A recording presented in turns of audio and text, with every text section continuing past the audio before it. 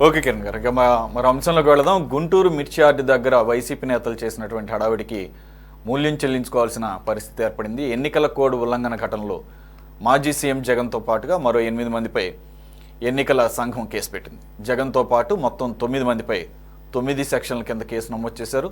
ఎన్నికల కోడ్తో పాటు పోలీస్ యాక్ట్ ప్రకారంగా విధించిన నిషేధాజ్ఞలను ఉల్లంఘించారంటూ కూడా కేసు బుక్ అయింది. ఇక జగన్ పర్యటనలో పాల్గొన్న వారిని గుర్తించి వారిని కూడా కేసులో చేర్చాలని భావిస్తున్నారు పోలీసులు. మరి ఎన్నికల సంఘం పెట్టిన కేసు జగన్కు ఇబ్బందిగా మారడం ఎంతవరకు అవకాశం ఉంది, దీని మీద చర్చిద్దాం. బాజీ గారు, sir can you here me sir? Sir మొత్తానికి అయితే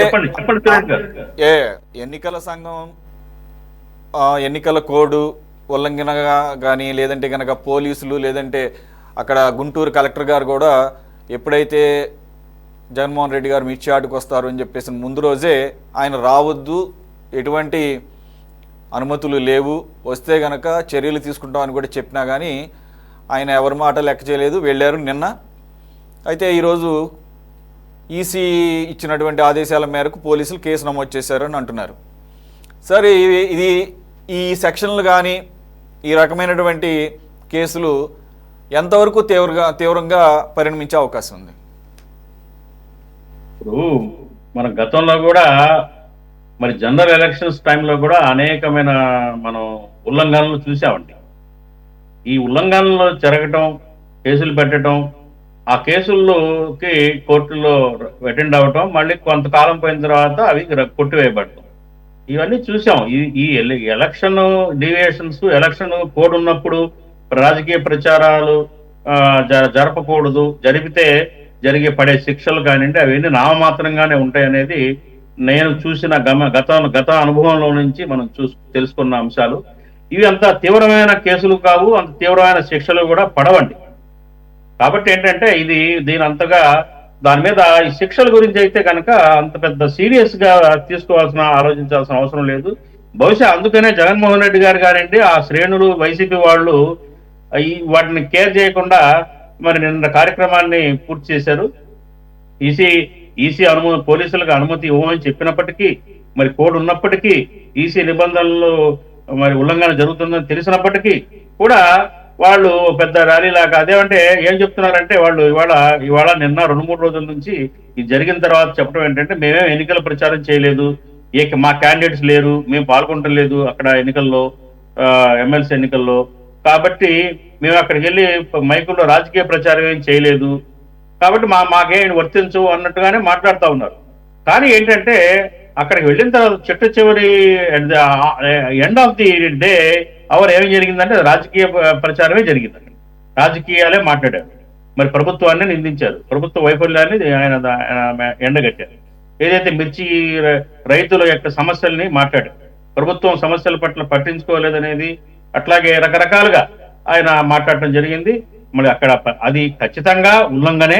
అది ఈసీ యొక్క నిబంధనలు, ఎలక్షన్ కమిషన్ చేసిన నిబంధనలను ఉల్లంఘించినట్టే అనుకోవాలి.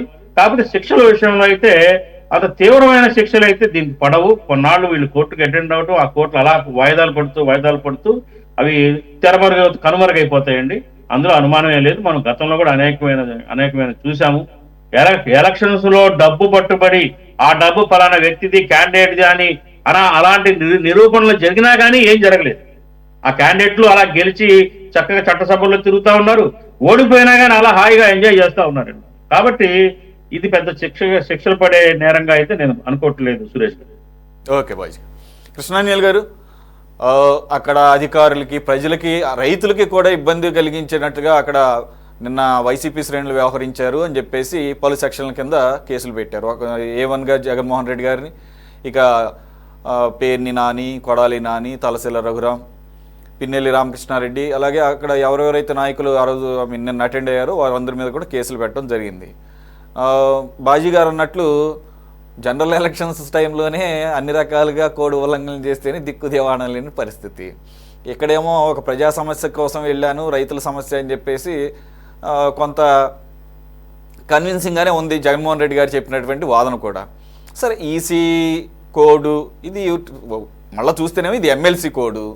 సరే ఏదైనా ఎలక్షన్స్ అనుకోండి, ఎలక్షన్ కమిషన్ చెప్పిందే ఫైనల్ కాదంటలా.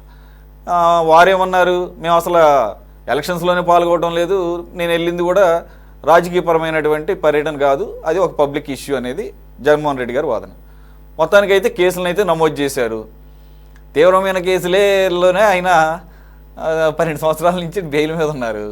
కాబట్టి ఈ కేసులు అసలు ఏమన్నా ప్రభావం ఉంటుందా? కొంతమంది అయితే అంటున్నారు నిజంగా సీరియస్గా కనుక తీసుకుంటే పోటీకి అనర్హులుగా కూడా ప్రకటించే అవకాశం ఉంటుంది ఒక 6 సంవత్సరాల పాటు అంటున్నారు. ఎంతవరకు అవకాశం ఉంది సార్?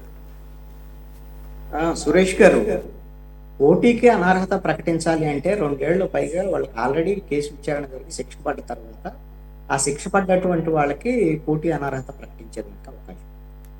సరే, ఇక్కడ ఒక అంశం ఏంటి అని అంటే, ఆల్రెడీ కూటమి ప్రభుత్వం వచ్చిన తర్వాత ఇది 2వ కేసు వైఎస్ జగన్. మొట్టమొదటి కేసు ఏం కేసు పెట్టారు?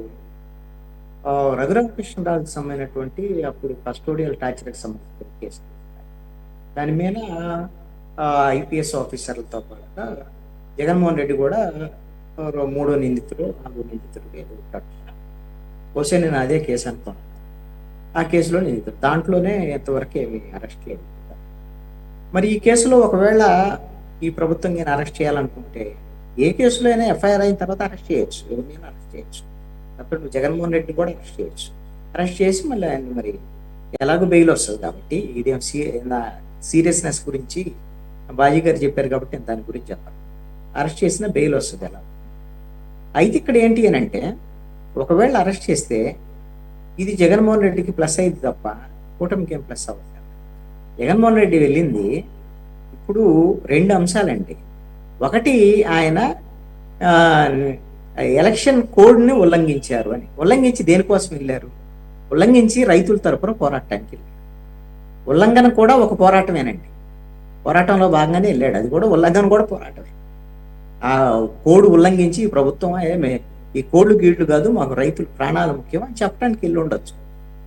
పెట్టుకుంటారు కేసులు అనేటువంటిది వెళ్ళి ఉండొచ్చు.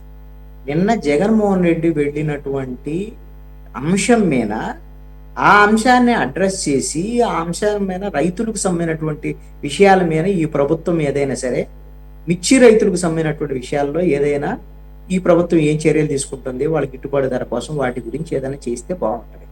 అంతే తప్ప ఈ కేసులు ఇవన్నీ కూడా అదనంగా జగన్మోహన్ రెడ్డికి రాజకీయంగా ఉపయోగపడేటువంటి అంశమే తప్ప ఇంకొకటి కానే కాదు. ఒకటి ఏంటి అని అంటే, ఇంకా చాలా మంది మాట్లాడేటువంటి వాళ్ళు ఇప్పుడు వైసీపీకి వ్యతిరేకంగా ఉన్నవాళ్ళు వైసీపీకి వ్యతిరేకంగా మాట్లాడతారు, తెలుగుదేశానికి వ్యతిరేకంగా ఉన్నవాళ్ళు తెలుగుదేశానికి వ్యతిరేకంగా మాట్లాడతారు. జగన్మోహన్ రెడ్డి ఏమంటారు, నువ్వు ఒక ఎమ్మెల్యే, ముఖ్యమంత్రికి పనిచేసావు, నీకు ఎలక్షన్ కమిషన్ ఎలక్షన్ కోడ్ను ఉల్లంఘిస్తే నువ్వు రాజ్యాంగాన్ని ఉల్లంఘించినట్టు కదా. ఇవన్నీ ఓకే, రాజ్యాంగాల్ని చట్టాలని అన్నిటినీ ఉల్లంఘించడమే పోరాటం అని చెప్తున్నాడు. దాంట్లో ఆయన వెళ్ళింది పోరాటం కోసం.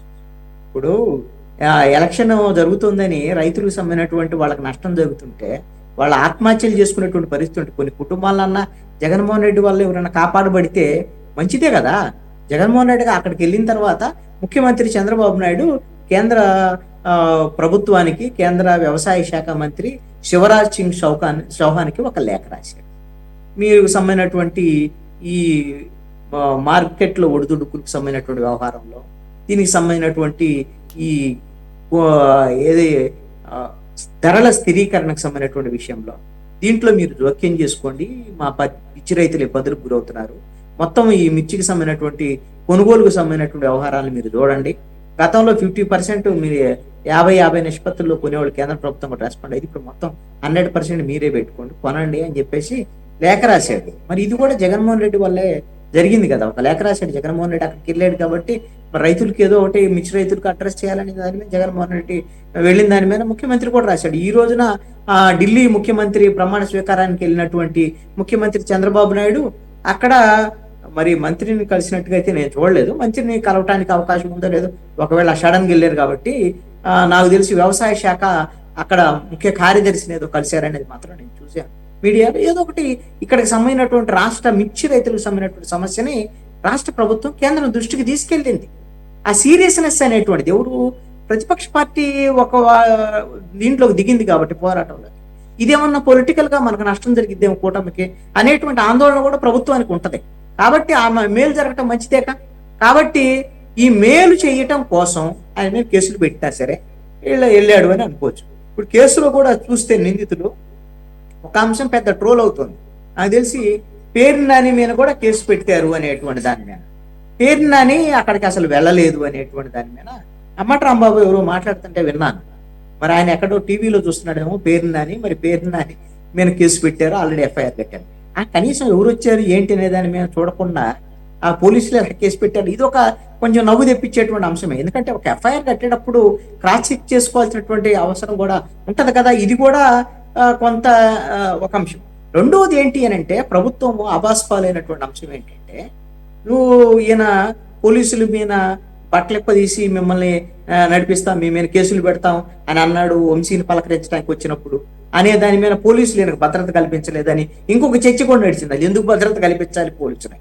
ఇప్పుడు జగన్మోహన్ రెడ్డి ప్రతిపక్ష నాయకుడు, మాజీ ముఖ్యమంత్రి, ఏదో ప్రజల సమస్యల మీద వెళ్ళినప్పుడు భద్రత కల్పించాలి కదా. ఆయన ఎన్నికల కోడ్ ఉంటే ఎన్నికల కోడ్ సమయం కేసు పెట్టావు, పోలీస్ డ్యూటీ అది, కేసు పెట్టారు ఓకే, కానీ భద్రత కూడా కల్పించాల్సిన బాధ్యత కూడా పోలీసు ఉంది. ఒకవేళ అక్కడ ఏదైనా ఘటన జరిగింది అనుకోండి, జగన్మోహన్ రెడ్డి మీద ఎవరో ఒకళ్ళు ఆకతాయి ఒక రాయేశారు, ఎవరికి దాని చెడ్డ పేరు? ఆంధ్రప్రదేశ్ ప్రభుత్వానికి, ఆంధ్రప్రదేశ్ హోంశాఖకి, ఆంధ్రప్రదేశ్ పోలీస్ శాఖకి. ఇంతకన్నా చెడ్డ పేరు ఉండదు. నువ్వు భద్రత కల్పించాల్సిన బాధ్యత ప్రభుత్వాన్ని కదా. మరి ఆ విషయాన్ని ఎలా మిస్ అయ్యారో అర్థం కావట్లా. సెక్యూరిటీ మాకు కల్పించలేదు, కావాల్సినటువంటి దాంట్లో కావాలని దురుద్దేశపూర్వకంగా వ్యవహరించిందని వైఎస్ఆర్ కాంగ్రెస్ పార్టీ ఆరోపిస్తుంది. ఎందుకు అని అంటే ఇదొక వైసీపీ వాళ్ళు ఈ అంశాలను లేవనెత్తినప్పుడు వీళ్ళు ఈ అంశం మీద తెలుగుదేశం వాళ్ళు, జనసేన వాళ్ళు, బీజేపీ వాళ్ళు మాట్లాడారు అనుకోండి, రైతుల సమస్య మీద చర్చ జరగకుండా ఉండాలి, ఈ ఇష్యూ డిబేట్ అవ్వాలి. ఇలాంటి వ్యవహారాలు, ఇది కూటమి ఎంత తొందరగా ఇలాంటి మానుకుంటే మంచిది. జగన్మోహన్ రెడ్డి నాకు తెలిసి ఇప్పుడు రైట్ ట్రాక్ లో పడ్డాడు. ఇప్పటికి 8 నెలల తర్వాత 8 నెలలు చేసిన పని ఆయన ఆ జైలు చుట్టూ తిరగటం, నేరారోపణలు ఎదుర్కొనేటువంటి వాళ్ళకి సంబంధించినటువంటి విషయంలో వాళ్ళ జైలుకి వెళ్ళి వాళ్ళని పరామర్శించడం, ములాఖత్తులు, అదేవిధంగా వాళ్ళ కార్యకర్తలను అరెస్ట్ చేస్తున్నారని వీటికి సంబంధించినటువంటి వ్యవహారాలు, వీటి గురించే మాట్లాడాడు. వాళ్ళ పార్టీ వాళ్ళ వ్యవహారం వీటే మాట్లాడాడు. వాళ్ళు ఎన్నాళ్ళు మాట్లాడుకున్నా ఏముంటది? వాళ్ళ పార్టీ వ్యవహారాల మీద, జనం సంబంధించినటువంటి సమస్య మీద మాట్లాడు బాబు, నువ్వు ప్రతిపక్ష నాయకుడు అని జనం అందరూ ఎదురు చూస్తుంటే ఎట్టకేలకు ఒక ఇష్యూ మీద వచ్చాడు. ప్రభుత్వం కూడా ఆయన కోరుకున్నటువంటి విధంగానే ఒక కేసు కూడా పెట్టింది. ఆయన చెప్పుకుంటాడు, నన్ను ఇట్లా కేసులు పెడుతుంది, నేను రైతుల కోసం పోరాటం చేస్తుంటే అనేటువంటి దాని మీద ఆయన చెప్పుకోవడానికి ఇంకొక అవకాశం కూడా కల్పించినటువంటి పరిస్థితి అయితే ఉంది. కేసు ఏమైతే ఏం కాదనేది కాదండి, ప్రతి కేసులో సమస్య అయితే ఉంటది. కేసు ఎంత సీరియస్నెస్ అనేది పాయింట్. కేసు అన్నాక కేసే. అసలు పెట్టాల్సినటువంటి వాటి మీద కేసులు పెట్టకుండా మనం చాలా సందర్భాల్లో డిస్కస్ చేశాం కదా, వైట్ పేపర్స్ రిలీజ్ చేశారు కదా, వచ్చినండి వైట్ పేపర్స్ జగన్మోహన్ రెడ్డి కుంభకోణాలకు సంబంధించి. ఇప్పుడు విజయ్ కిరణ్ గారు చాలా మంచి విషయాన్ని చెప్పాడు. పెద్ద వేల కోట్ల రూపాయల కుంభకోణం ఇదంతా అని అంటే, ఇదంతా ఎవరు? కేవలం గౌతమ్ రెడ్డి ఒక్కడే చేస్తారా? గౌతమ్ రెడ్డి ఏం చేయలేడు. జగన్మోహన్ రెడ్డి అన్నదాండ్లు ఉంటేనే, వైఎస్ఆర్ కాంగ్రెస్ పార్టీకి సంబంధించినటువంటి వాళ్ళు ఉంటేనే ఇన్ని కుంభకోణాలకు సంబంధించినటువంటి వ్యవహారం చేసి ఉంటారు. ఇది కూడా జగన్మోహన్ రెడ్డి మీదకి రావచ్చు. నేననేది ఇలాంటి వాటి మీద, ఏదైనా ప్రజాధనానికి సంబంధించినటువంటి వాటి మీద ఏమైనా కేసులు పెట్టి వాటిని వెలికి తీసేటువంటి ప్రయత్నం చేస్తే ఖచ్చితంగా దాన్ని ప్రజలు హర్షిస్తారు. ఇలాంటి కేసులు పెట్టడం వల్ల ప్రజలు హర్షించేదానికి అవకాశం లేదు. ఏదో నువ్వు యాడ్లోకి పోయావు, దీనికి ఇలా ఉల్లంఘించావంటే కుదిరే పని కాదు. ఇక్కడ ఐటీ శాఖ మంత్రి ఇప్పటికైనా సరే నారా లోకేష్ రెస్పాండ్ అయ్యి ఏదైతే జీవీ రెడ్డికి చేసినటువంటి ఆ వ్యాఖ్యలు ఏవైతే ఉన్నాయో ఆ వ్యాఖ్యల మీద రెస్పాండ్ అవ్వాల్సినటువంటి మొట్టమొదటి వ్యక్తి నారా లోకేష్. ఆయనే ఎందుకంటే ఆయన సంబంధిత మంత్రి. అదే విధంగా ఐటీ శాఖ సంబంధించి దినేష్ కుమార్ ఎంటీకి సంబంధించినటువంటి విషయంలో దీనికి సంబంధించి సరే జనార్దన్ రెడ్డి అయితే జనార్దన్ రెడ్డి రెస్పాండ్ అవుతారండి. నేను నారా లోకేష్ రెస్పాండ్ అవ్వాలని నేను చెప్పను. ఒకవేళ దాని మీద నాకు అవగాహన లేకపోతే మీరు ప్రభుత్వంలో ఉన్నారు కాబట్టి అవగాహన కల్పించండి. ఓకే, నేను కరెక్ట్ చేసుకుంటాను కదా. ఎవరైతే మీ మంత్రికి సంబంధించినటువంటి అధికారంలో ఉన్నటువంటి జనార్దన్ రెడ్డి ఫస్ట్ రెస్పాండ్ అయ్యి వెంటనే రేపొద్దున ఫస్ట్ సమీక్షా సమావేశాన్ని ఏర్పాటు చేయాలి. మంత్రి ఏర్పాటు చేసి ఆ సంబంధిత దీనికి సంబంధించినటువంటి ఆ ఎండిని, అదేవిధంగా దాని ప్రిన్సిపల్ సెక్రటరీని, అదేవిధంగా మిగతా వాళ్ళందరినీ పిలిచి దీన్ని సమీక్షించి వెంటనే దీని మీద దర్యాప్తుకు సంబంధించినటువంటి విషయాలు ఎన్ఫోర్స్మెంట్ కి సంబంధించినటువంటి విజిలెన్స్ ఎన్ఫోర్స్మెంట్ దర్యాప్తు వేగవంతం జరిగేటువంటి విధంగా చూడాల్సినటువంటి బాధ్యత ఉంది. నేను ఎందుకు చెప్తున్నా, ఇంతకుముందు ఐటీ శాఖ మంత్రికి చేశాడు కాబట్టి మళ్ళీ ఎందుకంటే ఇప్పుడు ఐటీ కంపెనీలకు సంబంధించినటువంటి వాళ్ళందరూ క్యూ కట్టి అందరికి వచ్చి నారా లోకేష్ వచ్చి కలవటం వ్యవహారం ఇవన్నీ చూసిన తర్వాత బహుశా ఇంకా ఐటీ ఈయన దగ్గరే ఉంది అనుకుంటున్నాను. ఎట్లాగో నారా లోకేష్ కి మంత్రిత్వ శాఖతో పనే ఉంది, ఆయన ముఖ్యమంత్రి తర్వాత ఆయన ముఖ్యుడు కాబట్టి ఆయన కలుస్తా ఉండుండొచ్చు. అందుకనే నేను కొంత అపోహపడి ఉండొచ్చు. మంత్రి జనార్దన్ రెడ్డి అయినా సరే ఎవరైనా సరే వెంటనే దీని మీద రివ్యూ చేయి, దీన్ని సరిదిద్దాల్సినటువంటి బాధ్యత ప్రభుత్వం. రైట్, ఓకే బాజీ గారు, you want respond? I want to add something అండి. ఇప్పుడు జగన్మోహన్ రెడ్డి గారు అక్కడికి వెళ్ళి మాట్లాడిన తర్వాత ఆయన మీద కేసులు ఏం పడతాయి, శిక్షలు ఏంటి అనేది తర్వాత ఇష్యూ అండి. అయ్యేంత సీరియస్ ఇష్యూ కాదనేది చెప్పుకున్నాం. కాకపోతే ఇక్కడ చాలా సీరియస్ ఇష్యూ ఏంటంటే ఈ రాష్ట్రంలో నిన్న మీరు పెట్టారు డిబేట్ ఇదే సమస్య మీద. నేను పార్టిసిపేట్ చేయలేదు, మా పార్టీ తరఫు నుంచి మా మిత్రుడు సైదా పార్టిసిపేట్ చేశాడు. కాకపోతే ఇక్కడ కీ పాయింట్స్ కొన్ని నేను చెప్పదలిచాను, ఒకే ఒక్క నిమిషం తీసుకుంటాను. ఏంటంటే ఇవాళ రాష్ట్రంలో మిర్చి రైతులు దారుణమైన పరిస్థితుల్లో ఉన్నారు. ఈ పరిస్థితులు కేవలం ఈ సంవత్సరమే కాదు, ప్రతి సంవత్సరం కూడా సీజన్ లో మిర్చి రైతులు దగా పడుతున్నారు. దీనికి వెనక చాలా పెద్ద ఒక నెట్వర్క్ ఉంది, ఒక మాఫియా ఉంది. ఈ వ్యాపార దళారుల మాఫియా పెద్ద ఎత్తున పనిచేస్తా ఉంది. రైతుకి రేటు రానియకుండా రింగ్ అయిపోయి ఎక్స్పోర్టర్స్, హోల్సేలర్స్ వీళ్ళు ప్రైస్ ని అండర్ ప్రైసింగ్ చేస్తున్నారు. ఈ రోజు కనుక చూస్తే ఇంటర్నేషనల్ మార్కెట్ లో ఇవాళ $980 ధర ఉంది మిర్చికి టన్నుకి. అలాంటిది ఇవాళ రిటైల్ మార్కెట్ లోకి వెళ్తే మీరు ఇవాళ డ్రై చిల్లీస్ కిలో వచ్చేసి $200 ఉంది. రైతుకి ఇవాళ గుంటూరు మిర్చి యార్డులో రైతుకి లభిస్తున్నది యావరేజ్ క్వాలిటీ రకానికి $11 నుంచి మరి $12 వరకు మాత్రమే ధర లభిస్తుంది. కాబట్టి 11,000 12,000 మాత్రం లభిస్తుంది. కాబట్టి ఇదేదైతే ఈ గ్యాప్ అయితే ఉందో, గ్యాప్ ఎందుకు ఇంత గ్యాప్ వస్తుంది, దీన్ని అరికట్టాల్సిన బాధ్యత మరి రాష్ట్ర ప్రభుత్వం మీద ఉంది. లేకపోతే రైతులు ఆత్మహత్యలకి పురికొల్పే పరిస్థితులు అక్కడ నెలకొన్నాయి. ఎందుకంటే ఒక్కొక్క ఎకరాకి 40,000 నుంచి 56,000 వరకు లాస్ వస్తుంది ఫార్మర్ కి. ఒక ఎకరాకి 8 క్వింటాల కంటే మిర్చి దిగుబడి రాదు. ప్రొడక్షన్ కాస్ట్ మరి ఇవాళ చూస్తే కనుక $14,420 ప్రొడక్షన్ కాస్ట్ మిర్చికి పర్ క్వింటాల్ పడుతుంది. కాబట్టి మరి స్వామినాథన్ కమిషన్ గతంలో చాలా సంవత్సరాల క్రితం ఏం చెప్పారంటే ప్రొడక్షన్ కాస్ట్ మీద 50% యాడ్ చేసి మరి ఎంఎస్పీగా నిర్ణయించండి ఏ పంటకైనా అని చెప్పేసి స్వామినాథన్ ఒక నిపుణుడు చెప్పిన మాట. ఆ ప్రకారంగా చూస్తే $22,000 $23,000 ఒక ధర రావాలి. గతంలో వైసీపీ ప్రభుత్వం $7,000 ధర మద్దతు ధర ప్రకటించామన్నదంతా బూటకము. రాష్ట్ర ప్రభుత్వాలకి మద్దతు ధర ప్రకటించే అధికారం లేదు. బోనస్ ఇవ్వచ్చు కానీ కేంద్ర ప్రభుత్వం అధీనంలోనే ఉన్నాయి పంటలకి మద్దతు ధర ప్రకటించేది. మిర్చికి ఒక బోర్డు అంటూ లేదు. స్పైసెస్ బోర్డునే మిర్చిని కలిపారు. కాబట్టి స్పైసెస్ బోర్డు ఏమాత్రం కూడా మిర్చి రైతుల గురించి కానివ్వండి, మిర్చి దిగుబడుల గురించి కానివ్వండి పట్టించుకోవట్లేదు. వెంటనే కాంగ్రెస్ పార్టీ నుంచి మేము చేసే డిమాండ్ ఏంటంటే మిర్చికి ఒక ప్రత్యేకమైన బోర్డుని వెంటనే అనౌన్స్ చేయించేటట్టు డబుల్ ఇంజన్ ప్రభుత్వంలో మరి ఎన్డీఏ సర్కారు ఇక్కడ చంద్రబాబు నాయుడు గారు వెంటనే కేంద్రంలో లెటర్ ఇస్తే ఏం జరగదు, మీరు కావాలంటే రాసి పెట్టుకోండి సురేష్ గారు. చంద్రబాబు నాయుడు గారు లెటర్ ఇచ్చారు 75% కొనండి అని. ఎవరు కొంటున్నారు? ప్రైవేట్ మార్కెట్ల అధీనంలో వదిలేశారు. మిర్చిని ప్రభుత్వాలు ఎవరు కొనటం లేదు. మేము అదే డిమాండ్ చేస్తా ఉన్నాం. మార్క్ ఫెడ్ ఉంది, మార్క్ ఫెడ్ ద్వారా కొనండి. మీకు కొనడానికి డబ్బులు లేకపోతే కనీసం బ్యాంకుల ద్వారా రైతులకి ఆ పంట మీద లోన్ ఇప్పిస్తే వాళ్ళు తీసుకెళ్లి కోల్డ్ స్టోరేజ్లో నిలవబెట్టుకుంటారు. కోల్డ్ స్టోరేజ్లు నిలవబెట్టుకుని రేట్ వచ్చినప్పుడు ఆ సీజన్ దాటిపోయిన తర్వాత ఎక్కువ రేటుకు అమ్ముకునే అవకాశం ఉంది. అప్పుడు ఏదైతే రుణాలు తీసుకున్నారో రుణాలని తిరిగి చెల్లిస్తారు. ఈ రకమైన వెసులుబాటు కల్పించినా కానీ రైతులు ఒడ్డున పడతారు, వాళ్ళకు స్వాంతన చేకూరుతుంది. లేకపోతే అధిక పెట్టుబడులు పెట్టి రేటు రాక తక్కువ ధరలకు అమ్ముకోలేక నానా అవస్థలు పడుతున్నారు గుంటూరు మిర్చి యార్డులో ఈ రోజు రైతాంగం. నాట్ ఓన్లీ గుంటూరు, వేరే పక్కన మన ఖమ్మం జిల్లాలో కూడా అదే పరిస్థితి. ఆ పక్కన రాష్ట్రంలో మా ప్రభుత్వం కాంగ్రెస్ ప్రభుత్వాన్ని కూడా మేము సజెస్ట్ చేస్తున్నాం అదే. అక్కడ ఇది నేషనల్ లెవెల్లో జరగాలి. మిర్చి బోర్డు ఏర్పాటు అనేది మన పసుపు బోర్డు ఏర్పాటు చేశారు. అట్లాగే మిర్చికి బోర్డు కావాలి, ఎందుకంటే కమర్షియల్ క్రాప్ అది, ఫుడ్ గ్రెయిన్ కాదు. కాబట్టి నా సబ్మిషన్ ఏంటంటే ఎన్డీఏ ప్రభుత్వానికి వెంటనే దీనికి పర్మనెంట్ సొల్యూషన్ చూడండి. ప్రతి సంవత్సరం రాగానే కంటి తుడుపు చర్యలు వద్దు. ఇవాళ మీ ప్రభుత్వం డబుల్ ఇంజన్ పెద్ద ఇంజన్ ఉంది పైన, ఆ పెద్ద ఇంజన్ దగ్గరికి వెళ్ళి ఒక కాగితం ఇచ్చి ఒక 3,000 కోట్లు 5,000 కోట్లు ఇవ్వండి నిధులు అని, దానివల్ల లాభం ఏమీ జరగదు, ఒక మూలకు కూడా రాదు. కాబట్టి ఇవన్నీ కూడా గమనించి పర్మనెంట్ సొల్యూషన్ తీసుకోవాలని చెప్పేసి కాంగ్రెస్ పార్టీ తరఫున మేము డిమాండ్ చేస్తా ఉన్నాం. రైట్ రైట్, ఐ మీన్ రెలవెంట్గానే మాట్లాడారు. అంటే అది వైసీపీ లేదంటే జగన్మోహన్ రెడ్డి గారి మీద కేసులు అయినా కూడా దాని నేపథ్యాన్ని దృష్టిలో పెట్టుకొని బాజీ గారు చాలా అంశాలు అసలు చేయాల్సినటువంటి చర్యలు ఏంటి, తీసుకోవాల్సిన చర్యలు ఏంటి అనేది ప్రభుత్వానికి సంబంధించి ఆయన ఇచ్చినటువంటి సజెషన్స్. విజయకిరణ్ గారు, ఒకటి నిన్న ఆయన పర్యటన సందర్భంగా పోలీసులు మచ్చుకు కూడా కనపడలేదు, అదే ఆయన రైడ్ చేశారు, పోలీసు భద్రత కల్పించలేదు. మరి ఒక ప్రతిపక్ష నాయకుడిగా కనీస బాధ్యత ఉంటుంది కదా అని చెప్పేసి ఆయన అన్నదాన్నే ఈరోజు కేంద్రానికి కూడా ఆయనకు భద్రత కల్పించడం విషయంలో లెటర్ రాసినట్లుగా చెప్తున్నారు.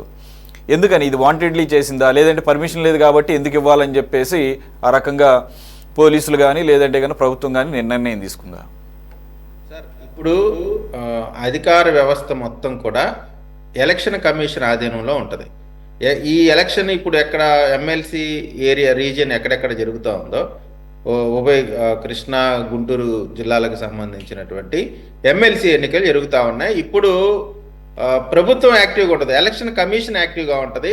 ప్రభుత్వానికి సంబంధించినటువంటి కార్యక్రమాలు ఏదైనా జరిగినా, లేదు ఇప్పుడు ఇట్లా ప్రతిపక్ష పార్టీలు వాళ్ళకి సంబంధించి అయినా ఎలక్షన్ కమిషన్ కూడా ఇట్లా ఎలక్షన్ కోడ్ ఉందండి, ఈ టైంలో ఈ పర్యటనలు వద్దనేటువంటి మాట చెప్పడం, వీరు లేదు మేము వెళ్లాల్సిందే అనేటువంటి మాట చెప్పారు. అయితే ఇక్కడ ఒక్క విషయం, వారు ఏ పరిస్థితిలో వెళ్ళారు, ఇది కేవలం ఖచ్చితంగా ఎన్నికల కోడ్ ఉల్లంఘన అవుతుందనే విషయం జగన్మోహన్ రెడ్డి గారికి తెలియనటువంటి అమాయకమైన పరిస్థితులు ఏముండరు. ఖచ్చితంగా వెళ్ళాలి, వెళ్ళి అక్కడ కేసులు పెట్టించుకోవాలి. తద్వారా రైతుల కోసం మేము మీకోసం, ఇందాక మా అన్న చెప్పారు, కృష్ణ అని చెప్పారు, మీకోసం మేము పోరాటం చేస్తున్నాం, మీకోసం మేము పోరాటం చేస్తుంటే ఈ ఎన్డీఏ కూటమి కేసు పెట్టిందనేటువంటి ప్రచారాన్ని ప్రజల్లోకి తీసుకెళ్లేటువంటి ప్రయత్నం చేశారు. ఇది ముమ్మాటికి కూడా 100% తప్పు. జగన్మోహన్ రెడ్డి గారు రైతుల్ని పరామర్శించడానికి వెళ్ళొచ్చు, ఎక్కడైనా వెళ్ళొచ్చు, కానీ చట్టానికి సంబంధించినటువంటి పరిధులు కూడా కొంత ఆలోచించుకోవాలా. సరే, రైతులకు సంబంధించిన విషయంలో ఎలక్షన్ కోడ్ ఉన్నా కానీ, లేదు ఇంకొక విషయం ఉన్నా కానీ, ఎటువంటి పరిస్థితులు కూడా వెళ్లాల్సిన పరిస్థితి అయితే ఉంది. ఖచ్చితంగా వెళ్ళడంలో దాని గురించి ఎవరు ఆక్షేపం లేదు. కానీ ప్రభుత్వాన్ని దీన్ని ఆపాదించడం అనేది కరెక్ట్ కాదు. రెండో అంశం, ఈ రోజున జగన్మోహన్ రెడ్డి గారు అక్కడికి వెళ్ళినప్పుడు పోలీసులు, నా వ్యక్తిగతంగా అయితే మాత్రం పోలీసులు వాళ్ళ డ్యూటీ ప్రకారం వాళ్ళు అక్కడ కొంత సెక్యూరిటీ కల్పించాల్సినటువంటి అవసరం ఉంది. ఎందుకంటే రేపు పొద్దున అక్కడ ఏదన్నా పొరపాటు జరిగినా అది ఎలక్షన్ కమిషన్కి వెళ్ళదు, మా ప్రభుత్వం పైనకి వస్తుంది. కాబట్టి ఖచ్చితంగా ఆ పర్యటనకు సంబంధించి పోలీసులు వెళ్ళుంటే బాగుండేది. ఇది ఒక బ్యాడ్ సిగ్నల్ వెళ్తా ఉంది. ఖచ్చితంగా ఇప్పుడు ఉన్నటువంటి అధికార వ్యవస్థ మొత్తం కూడా ఎలక్షన్ కమిషన్ ఆధీనంలో ఉంది. ఎలక్షన్ కమిషన్ అక్కడ పంపించలేదు తప్ప ఇది ప్రభుత్వానికి సంబంధం లేదు. అయినప్పటికీ కూడా అక్కడ పోలీసు వ్యవస్థ అనేది పెట్టి కొంత కంట్రోల్ చేసుంటే మాత్రం అదొక బాగుండేది అనేటువంటిది నా వ్యక్తిగతమైనటువంటి అభిప్రాయం. రెండోది, ఇప్పుడు జగన్మోహన్ రెడ్డి గారు వచ్చినా రాకపోయినా ప్రభుత్వానికి సంబంధించి కేంద్ర ప్రభుత్వంతో మాట్లాడటం, లేదు దానికి సంబంధించి రైతులకి ఏ విధంగా స్వాతంత్రం చేకూర్చాలనేటువంటి అంశంలో ఎన్డీఏ కూటమి యొక్క ఏదో జగన్మోహన్ రెడ్డి గారు చెప్తేనే చేసేటువంటి పరిస్థితి కాదు. ఖచ్చితంగా వారు చెప్పినా చెప్పకపోయినా దానిపైన మేము చర్యలు తీసుకుంటాం. రైతులకు కావాల్సినటువంటి ఈ రేటుకు సంబంధించి ఈ రోజున, అంటే గతంలో చాలా ఎక్కువ రేటు ఉండేది, అప్పుడు ఉన్నటువంటి ప్రొడక్షన్, అందరు రైతులు కూడా ఏంటంటే వచ్చే ప్రొడక్షన్కి ఉన్నటువంటి డిమాండ్కి మధ్య వచ్చినటువంటి డిఫరెన్స్. రెండోది, ఎక్స్పోర్ట్కి సంబంధించి రకరకాలైనటువంటి అన్ని సమస్యలు కలగలుపుకొని వాటికి యాడ్ ఆన్గా మధ్యలో వీళ్ళు చేసేటువంటి జిమ్మిక్కులు, వీటన్నిటి వల్ల రైతు నష్టపోతా ఉన్నాడు. రైతుకు సంబంధించిన దాంట్లో రాజకీయాలు కానీ పార్టీల గురించి కానీ మనం ఎక్కడా కూడా వెనకడాల్సిన పని లేదు. రాజకీయాల కంటే, రాజకీయ పార్టీల కంటే కూడా మనకు ముఖ్యం రైతే. ఆ రైతు కోసం ఎవరు మాట్లాడినా మనం స్వాగతించాల్సిందే. దీంట్లో రాజకీయాలను ఆపాదించడం మాత్రం కరెక్ట్ కాదనేటువంటి నా అభిప్రాయం. కృష్ణాంజలి గారు, కంక్లూడ్ చేసేయండి. I will add one more thing. ఇక్కడ మిథున్ రెడ్డి గారు ఈరోజు ఆయన భద్రత విషయంలో కేంద్ర ప్రభుత్వానికి లెటర్ రాసినట్లుగా తెలుస్తోంది. కేంద్ర హోంశాఖ మంత్రి అమిత్ షా గారికి ఆయనకి కేంద్ర బలగాలతో రక్షణ కల్పించాలి, Z+ కేటగిరీలో ఉన్నటువంటి సెక్యూరిటీలో ఉన్నటువంటి జగన్మోహన్ రెడ్డి గారిని కూటమి ప్రభుత్వం, ఏపీ కూటమి ప్రభుత్వం అసలు పట్టించుకోవడం లేదు. దానికి సజీవ సాక్ష్యం నిన్న మిర్చియార్డి దగ్గర ఒక పోలీసు కూడా కనపడటం లేదనేది ఆ లెటర్ సారాంశం. రెండు, ఆయన ప్రాణాలకు కూడా భద్రత ఉంది అని చెప్పేసి ఆయన ఇంటి దగ్గర జరిగినటువంటి కొన్ని ఇన్సిడెంట్స్ని కూడా కోట్ చేశారట. అంటే ఇక్కడ నిన్న జరిగినటువంటి అంశాన్ని రాజకీయ పరంగా లేదంటే కనుక ఒక ప్రజల్లో ఒక సానుభూతిని తీసుకొచ్చే రకంగా వైసీపీ ప్రయత్నం చేస్తున్నారని అనుకోవాలి. అక్కడ సురేష్ గారు, ఒకవేళ వైసీపీ ప్రయత్నం చేస్తుంది అని అనుకున్నాం. ఇప్పుడు విజయ్ కిరణ్ గారు మాట్లాడిన దాని ప్రకారంగా చూస్తే మరి ప్రభుత్వం వైపు నుంచి తప్పు జరిగినట్టేగా.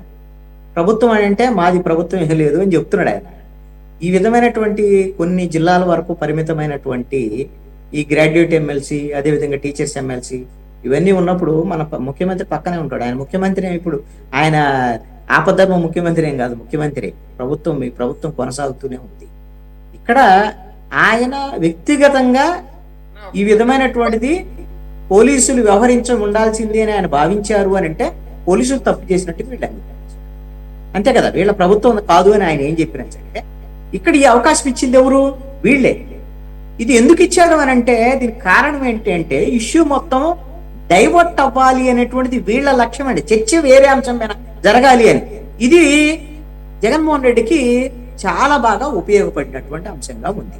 ఇప్పుడు ఆల్రెడీ ఢిల్లీకి లేఖ రాసుకుంటాడు, ఢిల్లీ వాళ్ళతో పెద్దలతో ఆయన హాట్ లైన్ లో మాట్లాడుకుంటున్నాడు. అందుకనే బెంగళూరుకి రెగ్యులర్ గా ఆయన వెళ్తాను జగన్మోహన్ రెడ్డి. ఇక్కడ ఎందుకు ఉండలేదు, బెంగళూరుకి ఎందుకు పోతున్నాడంటే బెంగళూరు నుంచి ఢిల్లీ వాళ్ళతో మాట్లాడుకోవడం సులువు, ఇక్కడ ఉండేటువంటి ఏళ్ళ నుంచి మళ్ళీ ఎన్నెందుకు లేనేదాన్ని. అందుకని ఆ విధమైన హాట్ లైన్ కనెక్షన్స్ నడుస్తున్నాయి. కాబట్టి ఇప్పుడు ఈ మార్కెట్ యార్డ్ లో జరిగినటువంటి ఆ ఘర్షణని, ఆ వీడియోలు పోలీసులు ఒక్కడ లేకపోవటాన్ని చూపించేసి మాజీ ముఖ్యమంత్రి అయిన మరి ఒక ప్రతిపక్ష నాయకుడు హోదా అనేటువంటిది అసెంబ్లీకి సంబంధించినటువంటి వ్యవహారం. ఆంధ్రప్రదేశ్ లో ఉన్నటువంటి 40% ఓట్లు వచ్చినటువంటి ఒక పార్టీ, 3 పార్టీలేమో అధికారంలో ఉన్న పార్టీలు, వాళ్ళదే ప్రతిపక్ష పార్టీ టెక్నికల్ గా ఏమనుకున్నారు. అలాంటప్పుడు ఏం చేస్తారు? కేంద్ర హోంమంత్రిత్వ శాఖ ఆయనతో ఉన్న సంబంధాలు రీత్యా భద్రత పెంచేదానికి అవకాశం ఉంది. నాకు తెలిసి ఏమన్నా బీజేపీ వాళ్ళు అలాగా మీరేమి రాయండి మేము ఇస్తామని ఏమన్నా మాట్లాడుకొని ఉండొచ్చు.